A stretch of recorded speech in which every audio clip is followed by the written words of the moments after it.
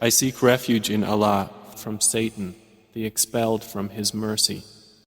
I swear by this city Mecca, and you, O Muhammad, are free of restriction in this city, and by the Father and that which was born of him. We have certainly created man into hardship.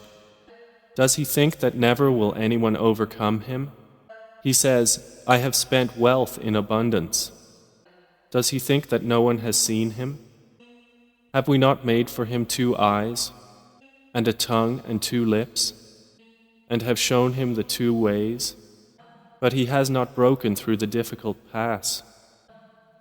And what can make you know what is breaking through the difficult pass?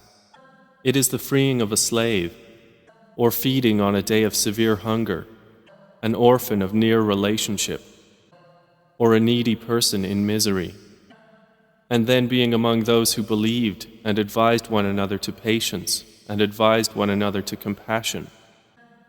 Those are the companions of the right, but they who disbelieved in our signs, those are the companions of the left.